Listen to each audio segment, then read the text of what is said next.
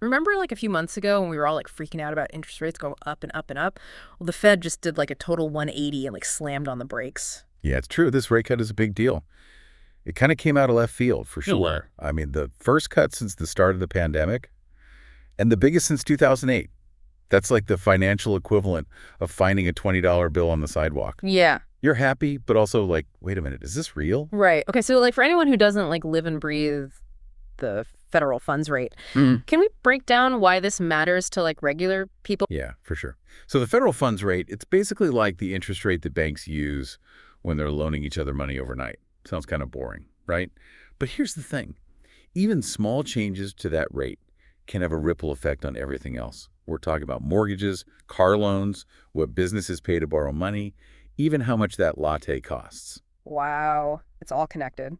So today we're diving into excerpts from this news article, Federal Reserve cuts rates by 50 basis points, and we're on a mission to figure out what's going on here. Why did the Fed make this move? What does it say about the economy? And what should we be paying attention to in the coming months? So the Fed actually put out this statement, and it's a good place to start. They're saying basically that they're confident that inflation is cooling off and headed towards that like magical 2% target. They use this phrase, risks to achieving its employment and inflation goals are roughly in balance, which sounds a little bit like they're trying to walk a tightrope while juggling chainsaws. Yeah, that's a pretty good way to put it. Yeah. The Fed is always trying to balance these two massive forces, inflation and employment.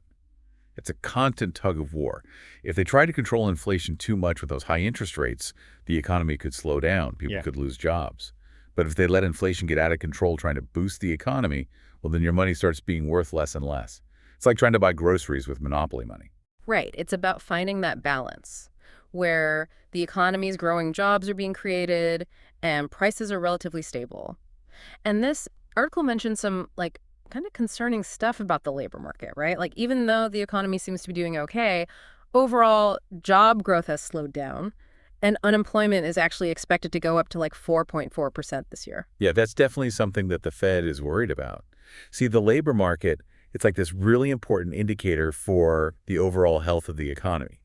Like if the labor market starts to look shaky, it can be a sign that there's trouble ahead. So are they basically saying that like if people are worried about losing their jobs, they're going to start spending less and then businesses will see that slow down and they'll start cutting back too? Exactly. Yeah. It can create this like domino effect where things just keep getting worse. Yeah. And that's how you end up in a recession. And it's just wild to me because like we were saying before, just a few months ago, the Fed was raising interest rates like crazy to try and get inflation under control.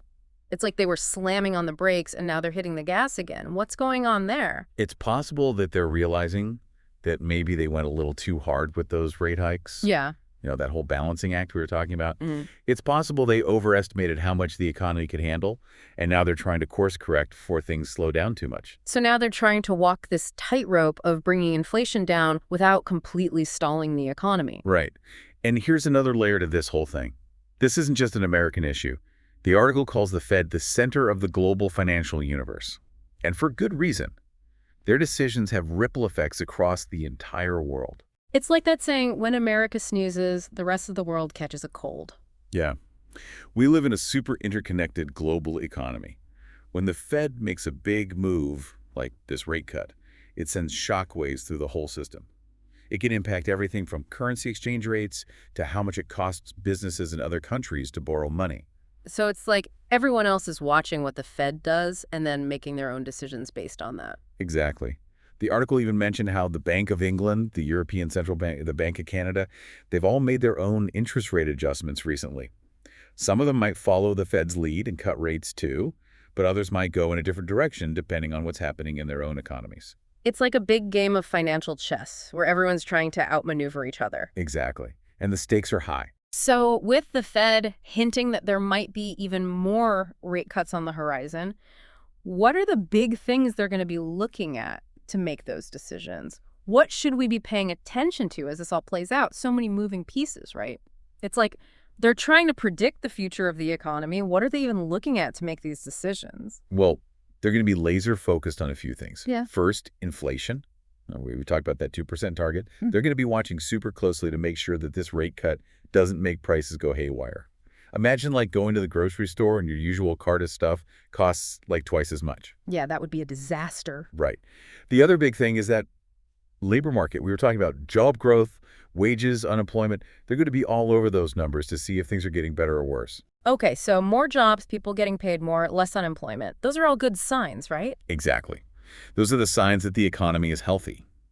But if those numbers don't budge, or even worse, start going in the wrong direction, that's when the Fed might have to step in and make some changes. It's like they're trying to steer a giant ship in a hurricane. And the thing is, there are no guarantees. The Fed is making these decisions based on the information they have, but there's always a chance that something totally unexpected could happen. Okay, so for our listener who's maybe feeling a little overwhelmed by all of this, what's the big takeaway here? What should they be thinking about? The bottom line is the Fed is basically making a bet. They're hoping that this rate cut will give the economy a boost without making inflation go crazy.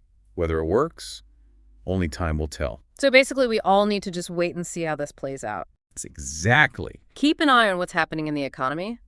Are businesses hiring? Are prices stable? Do people feel good about the future? Those are the things to pay attention to. Because this rate cut, it's just one piece of a much bigger and more complex puzzle. Absolutely, a puzzle with global implications. It could impact all of us in ways we can't even predict yet. Well said. And on that note, we'll leave you with this. Could this rate cut end up backfiring? Could it actually trigger something even bigger, like a recession or maybe even stagflation, where prices go up but the economy stays stagnant? It's a question worth thinking about as we watch this whole thing unfold. This has been quite a deep dive. Until next time, keep learning, keep asking questions, and we'll catch you on the next deep dive.